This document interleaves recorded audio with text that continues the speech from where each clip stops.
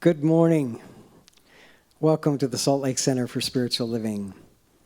Happy Memorial Day weekend. Happy Decoration Day. I'm so glad you joined us. Thanks to all those who are tuning in as well to our love stream. Welcome. Very special day today, celebrating this last Sunday in the month of May. I want to point your attention to Mike Bowles in this corner. Let's welcome back Mike Bowles today. Because I'm the music director and boss of this team, I allowed Drew to take a vacation to South Carolina to be with family. And I also excused Delanne, who's vacationing with her family as well, because I'm the boss of her sometimes, and that's fun. Never the boss of Shameen, but no. Anyway, let's start singing together. Let's start this glorious day and this service with a song, Higher Place. 1, 2, 3.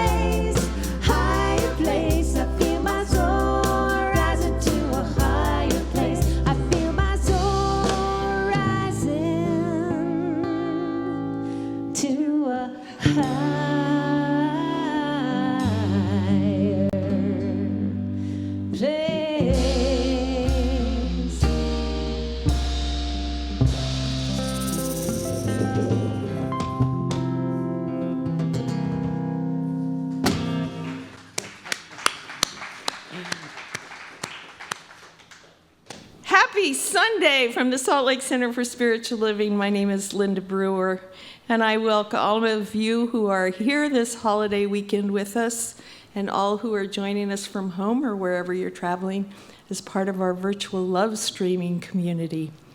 We're so glad that you're with us. So if you're one of those folks who normally tune out during the announcements, and I know you're out there. I think this morning you may not want to because I have some really big and exciting news to announce. But that's coming later. But first, our practitioner sharing a reading and leading us in prayer this morning is Farrell Zeman. And our practitioner holding high watch right here with us is our own Katie Hernandez, who will just be knowing that the best and highest is unfolding while we're here sharing this beautiful time together. Our center is a spiritual community that teaches a philosophy for daily living based on spiritual principles and practices that are universal among religions.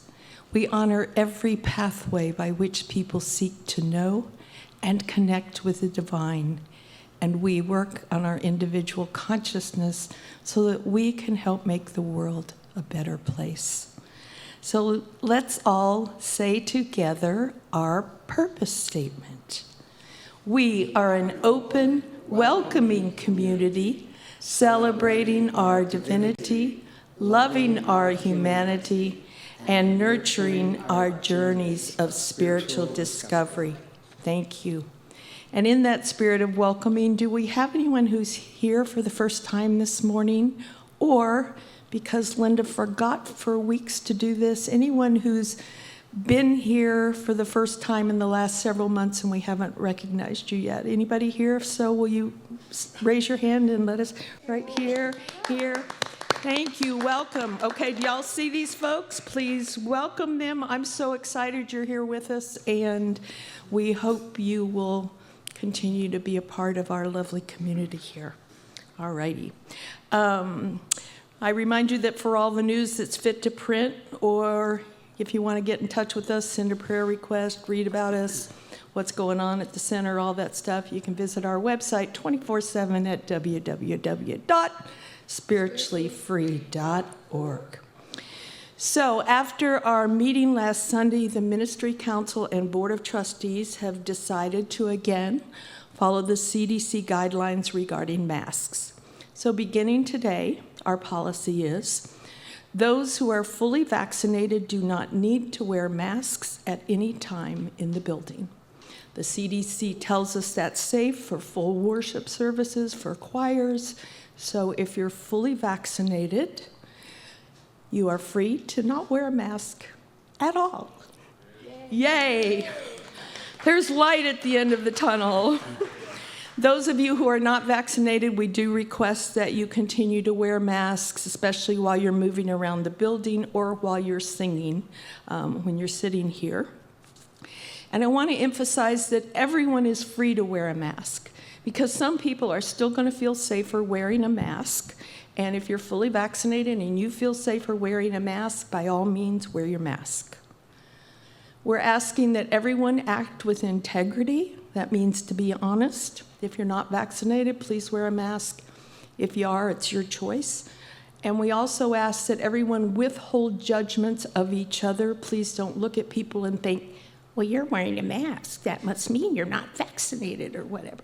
We don't know what anybody's story is, and that's not who we are as a community. We love and welcome everyone, okay?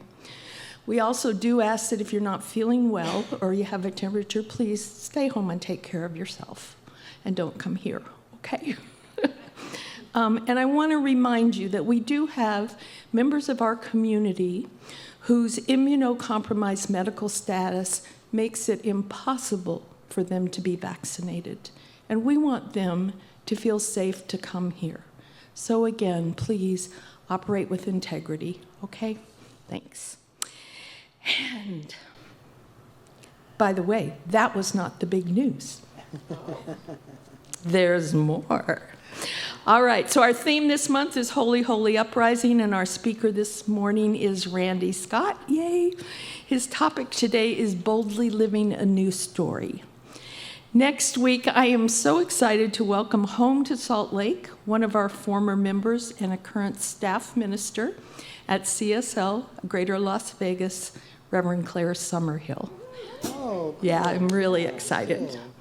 And we are so grateful to dear Jerry, the coffee queen, for once again providing a caffeine fix for those who desire it in the lobby. I know, this is the most, and that's not the exciting news either. I'm just full of good news today. Also in the lobby, you can find information about a new member class for those who are interested in that. We're planning it for fall, but if 10 people suddenly want to take it, we just have to get our act together and offer it sooner. So there is no information there about Big Sky Retreat, but it's on our website. Early bird prices go through the end of June, so if you're interested in that, please get on that before the end of June and you'll save money. There's also information about and a sign-up sheet for a new class that our dear Reverend Lynn Hegster will be offering on Zoom since she lives in Texas. It's a great class based on a book that our national spiritual leader, Reverend Edward Vion, has written that's rewriting the first 4 chapters of the Science of Mind textbook in easy-to-understand language. Radical concept, right? I mean, I started reading it. It is so lovely. I wish you'd do the whole book. So that's a great class if you're new to CSL or if you just want a refresher. If you're a practitioner and you've got your renewal coming up this year, it's a good reminder, so it'll be a great class. And now for the big news. Please mark your calendars and save the whole weekend of July 16th through 18th to spend here at our center, because that weekend, I'm so excited. We're holding the first of our candidating weekends to find our new senior minister.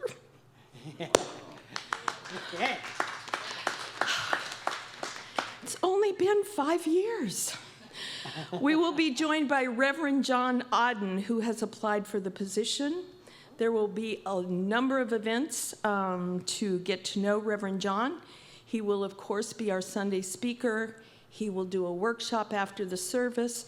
Everyone is not only welcome, but we encourage anyone who calls this their spiritual home, please come that weekend so that you can help let us know your thoughts about that. There will be lots more details to come, but we just wanted to tell you today so you can put that on your calendar and don't plan. I know everybody wants to travel. Don't do it that weekend. Okay? All right. That was the big news. So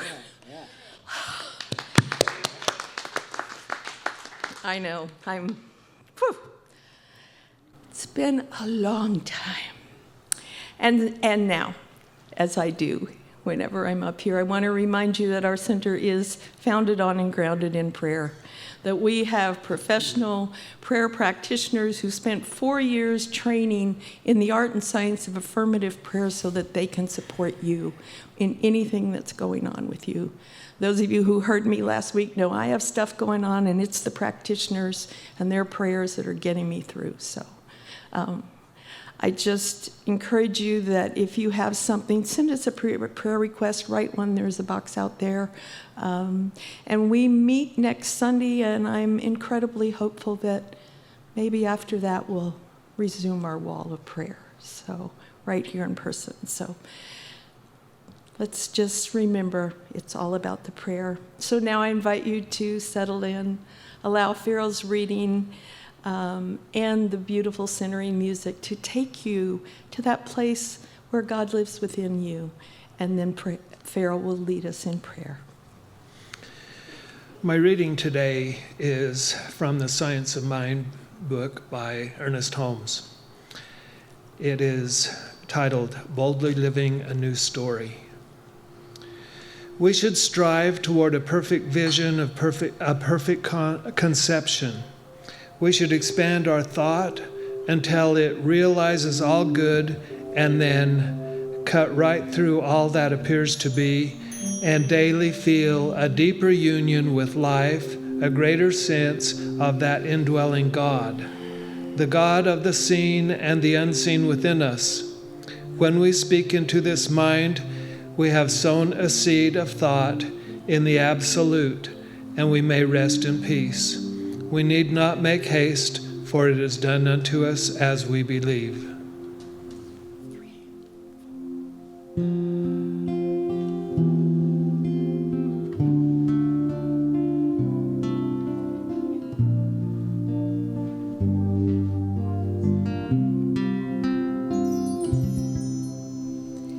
I never leave you alone. From the brilliant sunrise to the next day's dawn, I live on and on and on. Never think that I'm gone.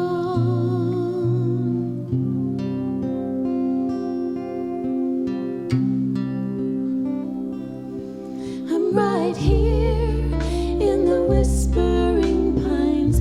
You can feel me inside if you quietly listen. And the love that you feel in your heart comes right through any seeming unreachable distance.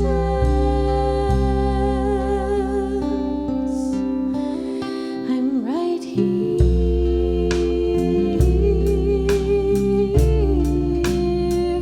I'm right here.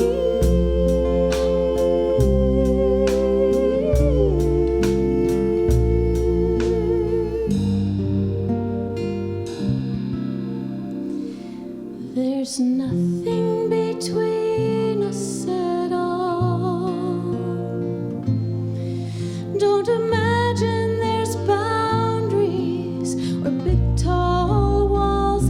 Call on love in a silent prayer. It takes only a moment, and I'm right here.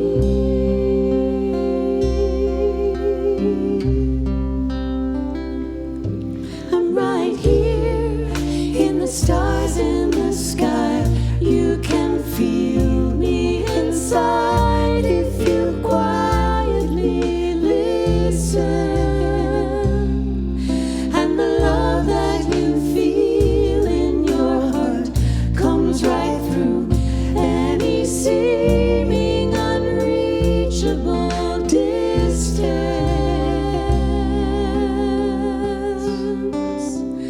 I'm right here.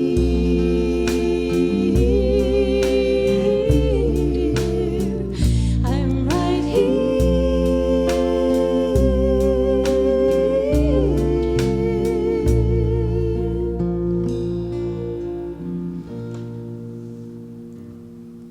I never leave you alone. There's nothing between us at all. I'm right here. I never leave you alone. I'm right here.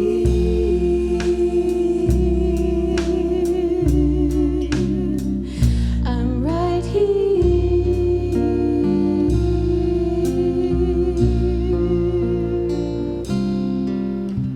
I'm right here.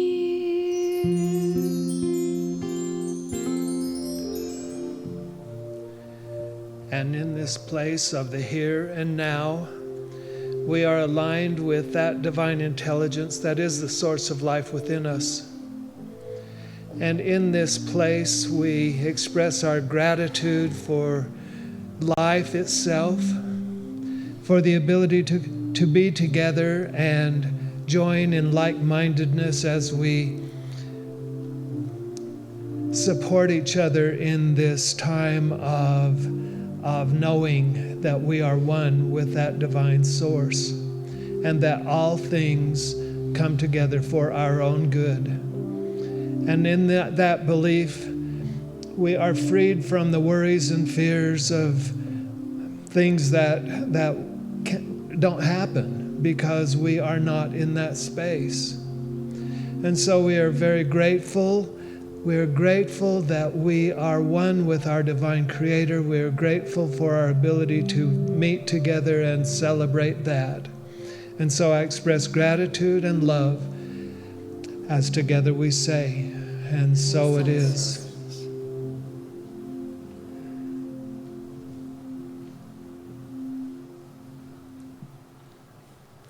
Thank you, Farrell. I want to thank you, those of you who have filled out our music survey, a little questionnaire. It will influence some changes. So this is the last day that we're going to have that survey open here, and you can also find it online. I'd really appreciate your feedback. We've got some really good feedback, and it will, as I said, influence some changes. So thank you. It's always good to get that flow of information back to us. So many times I feel like we're sending it out, and we get lots of appreciation, but I'm sure that there are some preferences or suggestions. So just wanted to let you know we're listening and really appreciate you being engaged in that way. I also wanted to make you aware of, if you don't already know, our dear friend Will Baxter and dear friend Mary Tebbs are doing a live stream concert from here. It'll be late this afternoon from 4 to 5 o'clock. You're welcome to attend in person or click on the link on the website. That'll be fantastic. Now I invite you to sing with us our community song for this month. It's a song called Revolution. It's really fun. I've said this before. I dare you to sit still. Okay. 1, 2, 3, 4.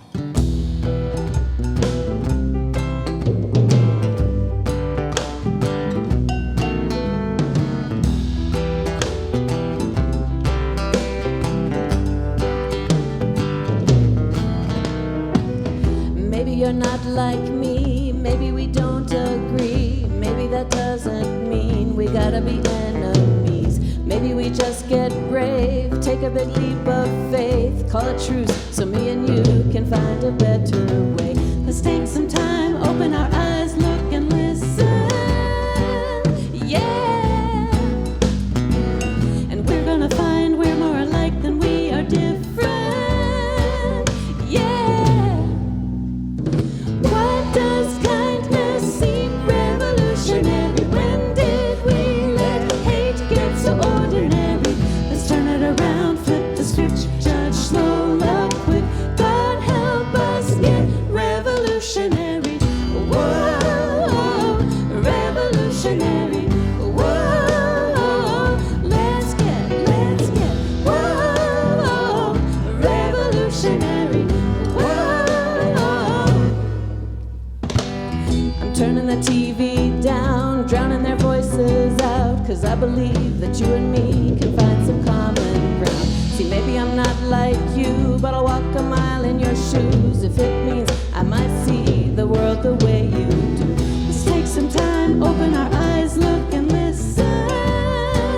Yeah. And we're gonna find we're more alike than we are different. Yeah. Why does kindness seem revolutionary? When did we let hate get so ordinary? Let's turn it around, flip the script, judge slow, love quick. God help us get revolutionary.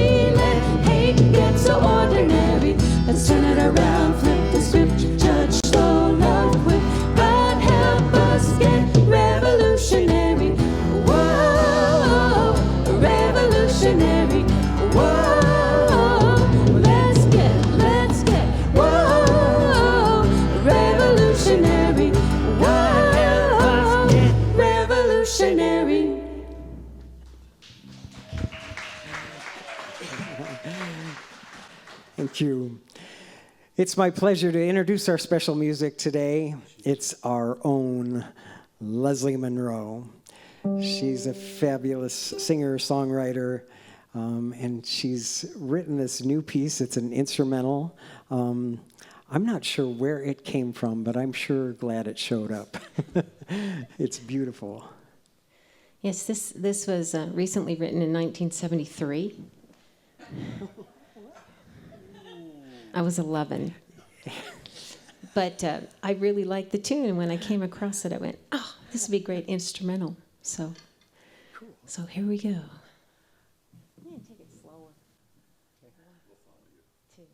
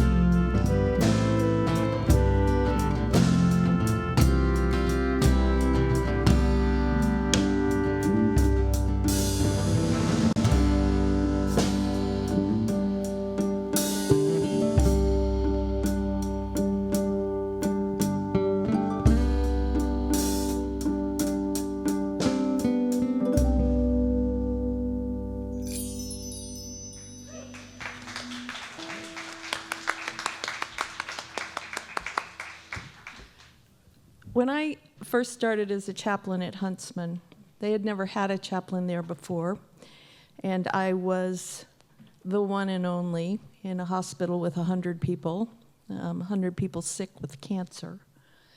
And I wasn't full-time. And I very quickly learned that I needed help, and I knew they weren't going to hire anybody else. So I began to train some spiritual care volunteers. And the thing that I trained them in, number one, I said, if you do nothing else, your job is to be present in the room with the patient and to recognize the presence of God in them and in yourself. And if you do that, any techniques or anything else I teach you don't matter, because that's what matters. And that's what I really love about our speaker today. I always feel that Randy is so present in the moment. And I haven't known him personally. I only know him through what he does here with our center. So I went exploring. I knew he had a consulting company and he works with executives. And back in my life as a therapist, I knew a lot of people that were consultants with management type people. And they were all very flamboyant and they were all, just gung-ho and very, very, very loud, usually. And then there's Randy. And I just thought, wow, what must it be like for those people when this presence walks in and helps them learn how to be authentic? That's what I really love about Randy, is he models for us presence and authenticity. I can't wait to hear what he shares. Please welcome Randy Scott.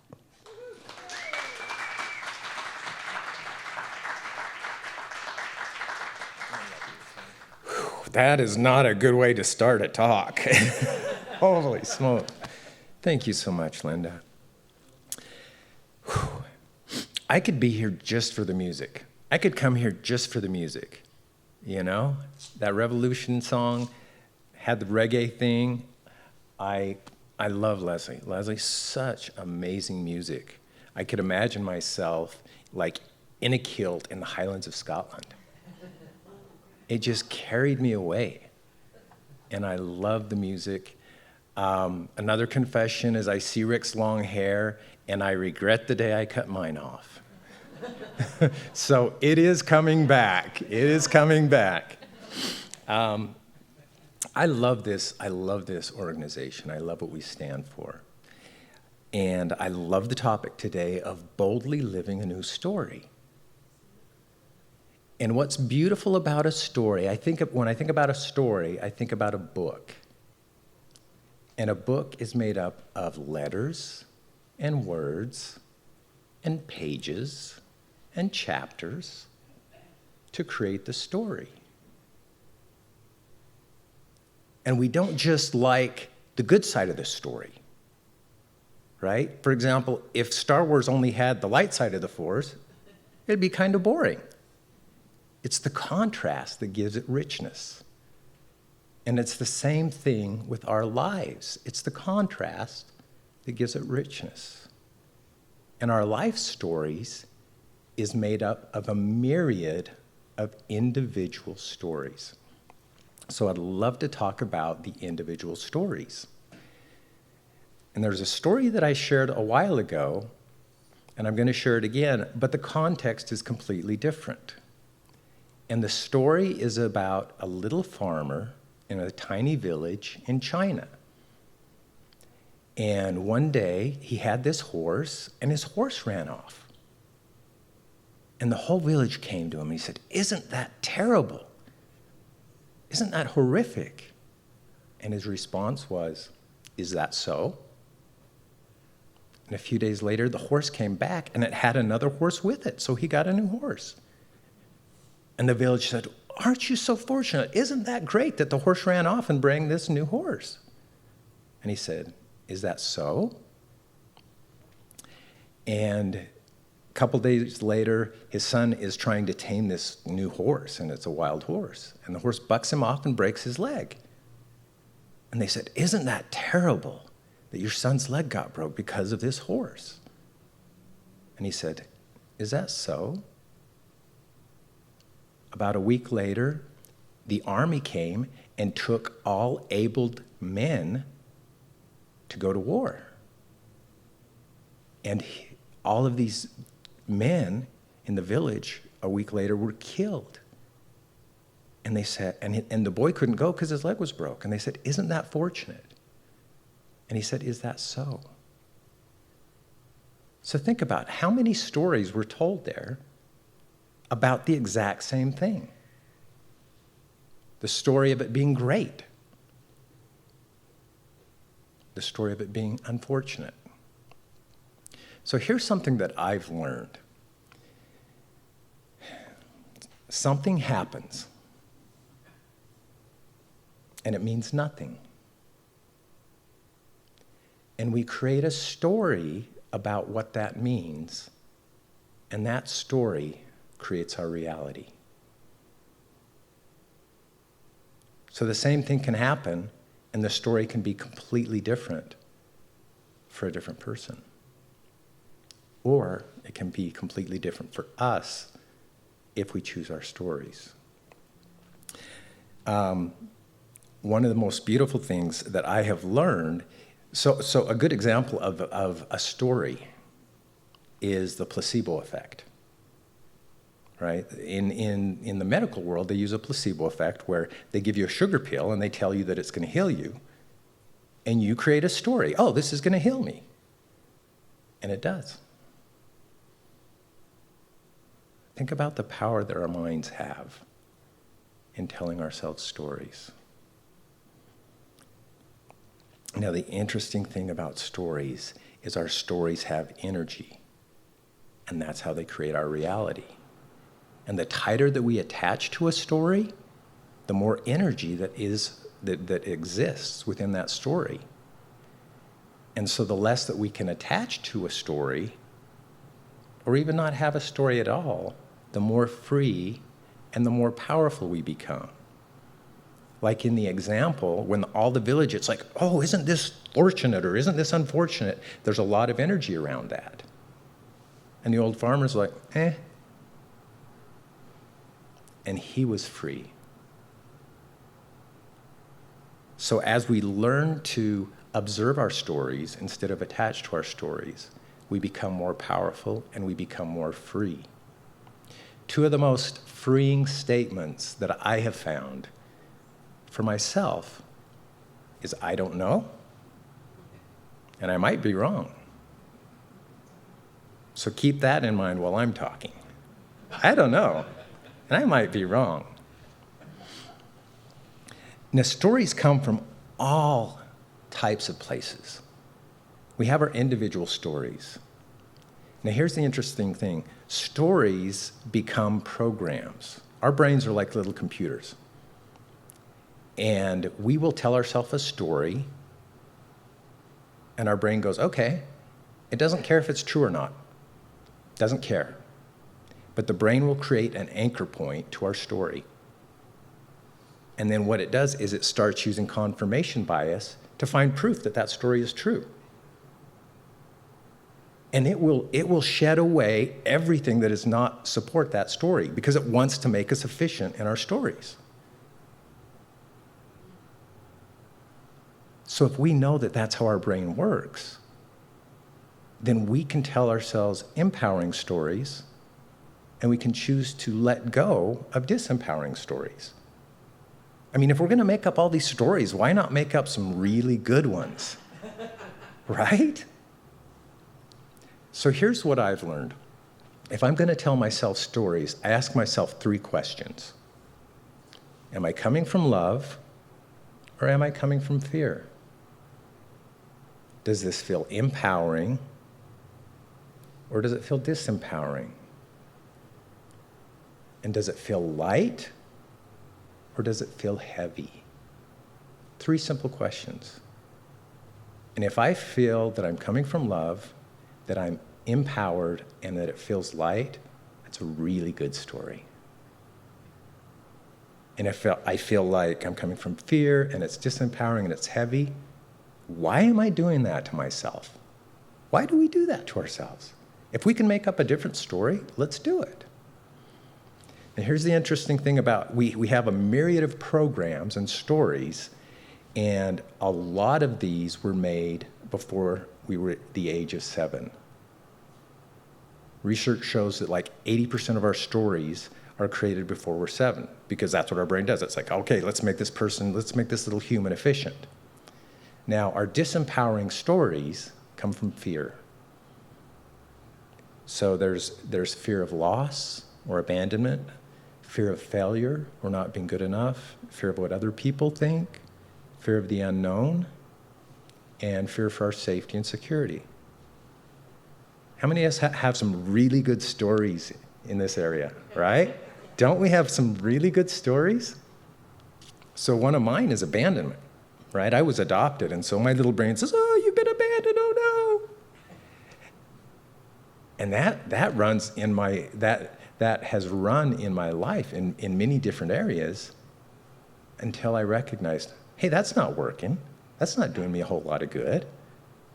And so we get to write a new story. And that is such a powerful thing to do. Another thing is, don't believe what your mind tells you. It's like blah, blah, blah, blah, blah, blah, all day long, right? You don't have to listen to it.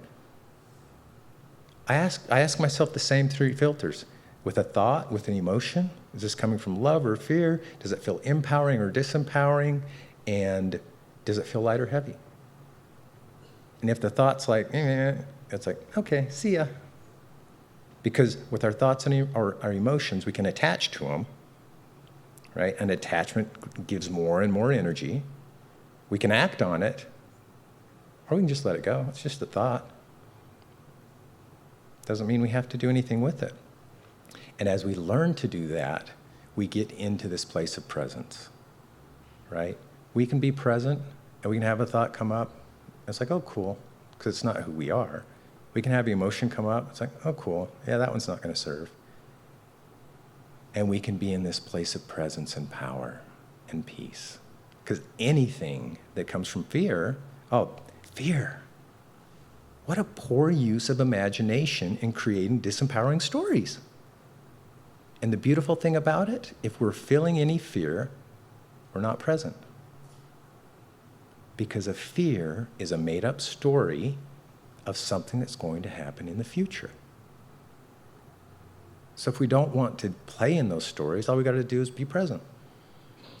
When we choose to be present, we're in the space of love. We're in the space of acceptance. So the question is, who would we be if we gave up our stories? Now, there's some stories that are really easy to let go of if we choose.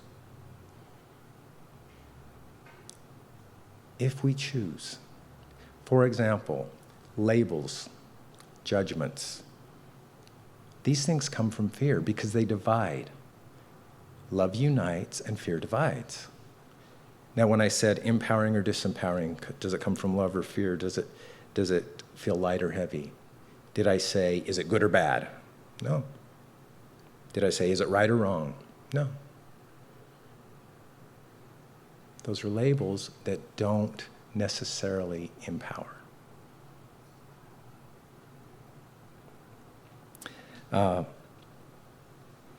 There were a couple things, a couple examples that came to mind as far as changing our stories. I had a client a while ago, and we were talking about doing daily rituals and setting aside time to invest in yourself, because as we invest in ourselves, the more we invest in ourselves, the more we can invest in others. And so as we create a daily ritual, it supports ourselves, or we can better serve the world. And he's like, it's hard for me to get up in the morning. I said, or not. And every time we tell ourselves that, it strengthens that story. It creates a synaptic pathway that gets stronger and stronger and stronger every time we repeat our story. And as soon as I said, or not, because we had talked about stories before, he understood, yeah, I'm telling myself a story. And I said, what if you reframed that story and said, I love to get up in the morning and invest in myself before my kids get up, before my wife gets up. And 3 weeks later, that was his story. And he loved it. And it wasn't hard to get up. We can rewrite our stories. Now, some stories are neither empowering or disempowering, right? We have our individual stories I talked about. We have cultural stories. We have collective stories. We have all these different types of stories that we choose to adopt. We have inherited stories, things that we heard from our parents, right? I remember growing up, I always heard, don't stare at the sun or you'll go blind. Any of you heard that one? Yeah. How many people do you know that are blind from staring at the sun? I don't know anyone, but I do know that as I studied some ancient history, Egyptian, and some of the ancient readings, like in the book of Gilgamesh, sun gazing was actually a religious practice. And that intrigued me. So I started sun gazing. And I've been doing it about 10 minutes a day. And I haven't gone blind. So I was living in a story that I know now doesn't work for me. So as we think about our inherited stories, here's one that isn't good nor bad, but I thought about it as I was driving here today. We drove past a cemetery. Lots and lots and lots of beautiful flowers because it's Memorial Day weekend. Have we created a story, right? The government says, this is the day when you remember all these people. And we go, okay.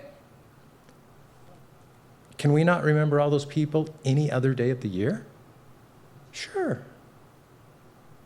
We have a story. Well, you're supposed to go and drop flowers and do this. Okay. Do you see where we're living in stories all the time? And so, like I say, some of them don't. Some of them serve, some of them don't, and some of them are just kind of neutral. But I think the awareness behind it is more important. What if every single day we chose to show love like we do on Valentine's Day? We could do it. We don't need some person or organization to create a story for us so that we go and do that. So here's the challenge that I would have for us is create your perfect story. Don't attach to it too tight because it'll make you miserable. Attachment is the root of all suffering. But create your superhero. For me, my superhero is myself 5 years from now. Get super clear. Who is that person? What is their relationship like? What do they do? And spend time developing and getting crystal clear on that person. And then here's the secret. Our only place of power is the present moment. And if we choose to be present, we can ask ourselves in every present moment, am I getting closer to my superhero? Or am I getting further away? And in life, when we have all these plot twists, like we've had over the last year and a half, right? When we have all these plot twists, instead of saying, this is terrible, what if we just said, is that so? How much freer would we feel? How much more at peace if we didn't throw all the energy around all of our plot twists? Feels like a much freer life to me. As we close, what I'd like to do is have Leslie come up here and share some of her beautiful music. And I would like for us to do a pondering meditation. What was super interesting is in the meditation that Selena did, she read something about shedding, right? About letting go. And what I'd like for each of us to ponder is, what are the stories in our life that are disempowering, that are not serving us anymore, that we can let go of? And so I'd like for us to take just a couple minutes and close our eyes and get present with ourselves, because this is a very individual thing, and think about what are those things that we can let go of? What are those stories that are no longer serving? And then I'll bring us back in a couple minutes.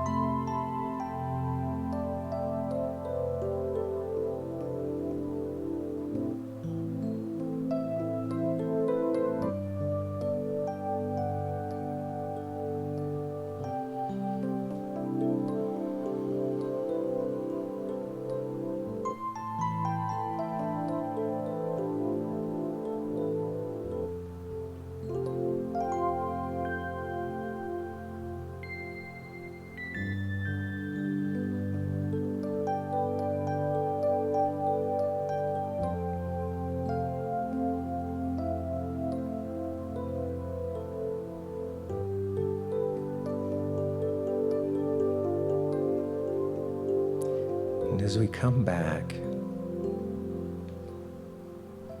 let us be resolute in our decision, not only to shed those stories that no longer serve us, but to also create new, empowering stories that allow us to boldly live a new story. Let us turn a new chapter and create our ideal self. Let us recognize the stories that we're telling about other people that are not serving them or us. May we be less attached. May we come from love, come from power, come from lightness, so that individually we can raise our vibration and raise the vibration of the planet. And we've spoken this, and we know that we have the universe's full support, as together we say, and so it is. I am so blessed. I am so blessed. I am so grateful for all that I have. I am so blessed. I am so blessed. I am so grateful. I am so blessed. I am so blessed. I am so blessed. I am so grateful for all that I give. I am so blessed. I am so blessed. I am so grateful. I am so blessed. I am so grateful. I am so blessed.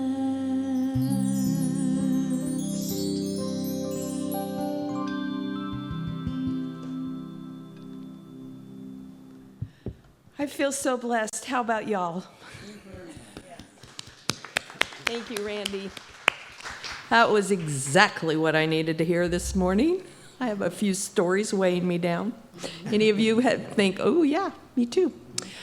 All right, so this is our time when we participate in that spiritual practice of giving to the source of part of our spiritual good anyway, to our spiritual center here, recognizing that there is a divine flow that happens in the universe, that things are always in movement and things come to us, and if we just hold on to it, we block the flow and it stops coming in. So this is our practice where we participate in that flow by moving it on and giving it here so that we might continue to bless the world with the Salt Lake Center for Spiritual Living. So if you will, I invite you to bring your gift into your hands, into your mind, into your heart, and let's say together our giving affirmation. Divine love as me blesses and multiplies all that I am, all that I have, all that I give, and all that I receive. Filled with gratitude, I let this be, and so it is.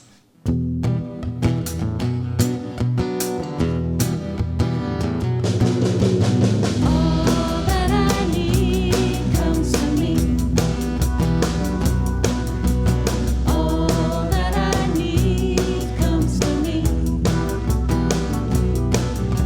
A light of love and grace shines upon my face. All that I need comes to me.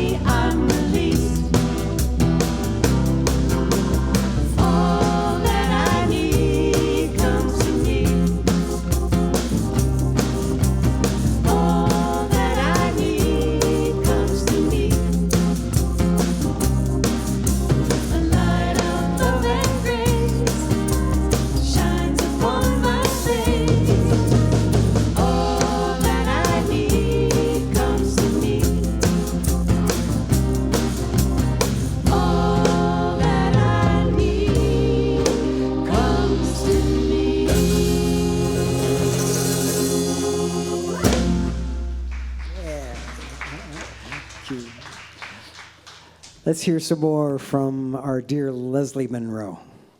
So, in introducing this song, I'm going back into a past story of a time when I had a crush on a boy who played the drums in my little rock and roll band. And I was an 8th grader. And he was a 9th grader, and he and the other boys in the band were going to move on to high school. And I heard through the grapevine that he was having trouble at home and that it would look like he was going to move out. But this was through the grapevine. He was already gone by the time I found out. And that never happened in my home, and things like that never happened. So my heart went out to him, this little 14-year-old, and I wrote him a song. And though this song talks about striving and to make it, which is a story of that time, it was really perfect divine information for the time and the place of the story that we were in. And it's really awesome that I later connected with him just last year, 45 years later, and discovered that yes, he did leave home, and that he is now a world-renowned monster truck designer, driver, artist, something like that. And they even made a little truck after one of his award-winning monster trucks. And he has this beautiful wife of 25 years and 8 kids. And he lives up in Rigby, Idaho. And when I go to Big Sky or come back from Big Sky, I'm going to be stopping in to say hello. So it was great to connect with him. And I was able to share this song I wrote for him that he had never heard until I was able to send it to him on CD. So here's in celebration of a story of that time and the divinity that was there, and celebration of moving into new stories that have more truth and joy in them. Because really, as we get a grapple on self-mastery, I believe, we have more fun. So I'm honoring the 14-year-old. I'm honoring her lyrics. I'm not changing any of them. I won't be playing it quite like she did then. She's still teaching me.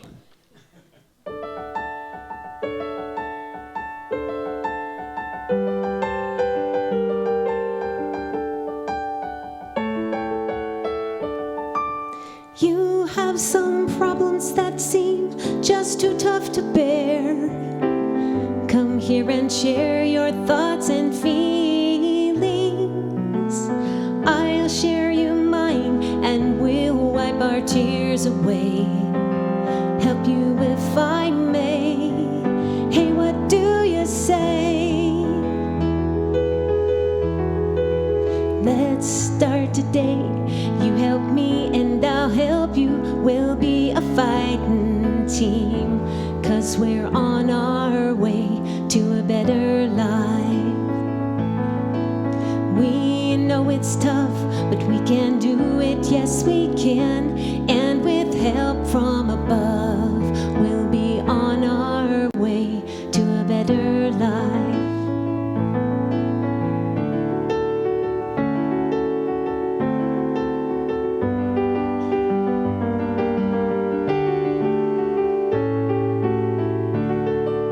First we must be willing, that's one key to any goal.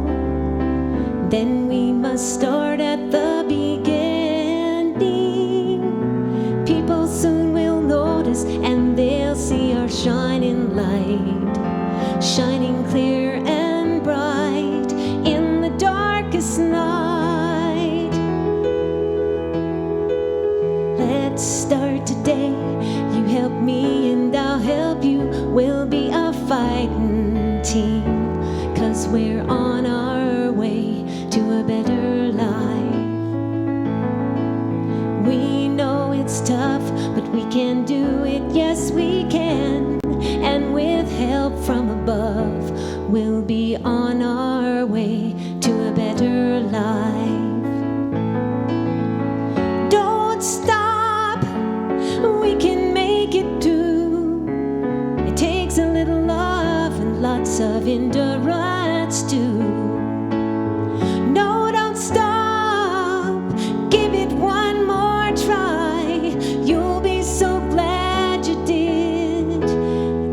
and so will I.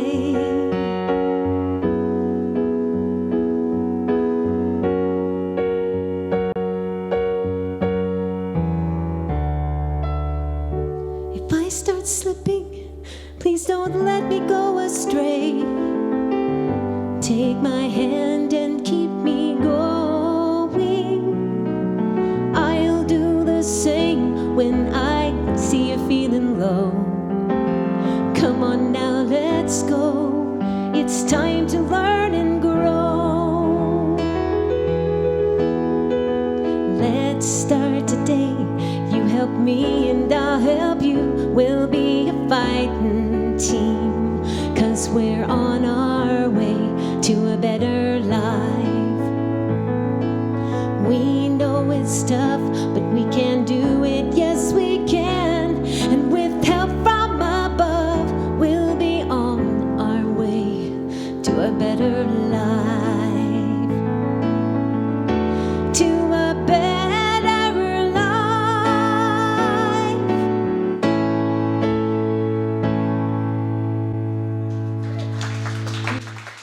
Thank you. Thank you, Leslie. That was awesome. So sweet. And Randy, what a great message. Thank you. Yeah, just great. Yeah, I've got some stories to let go of too. Rewrite.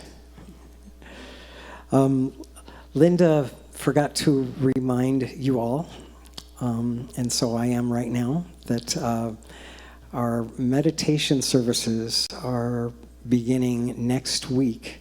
We will have live meditation at 10 o'clock from 10 until 10:20. And we will continue to record it, but we'd love for people to be in the room. It's a really distinctive, beautiful energy that happens when we meditate together. So we will make room for that starting next Sunday. If you arrive, and just make yourself comfortable quietly in a chair, and we'll begin promptly at 10 o'clock. Until then, boy, have a blessed holiday, a great week. Enjoy the beautiful weather that's coming. Get outside. I want to encourage you to get up to Red Butte Gardens. That's the first time Shemaine and I had ever been up there, and wow, what a magical, magical place. Right here in the city, Red Butte Gardens, just beautiful. Let's stand together and sing our closing song. Together we can change the world.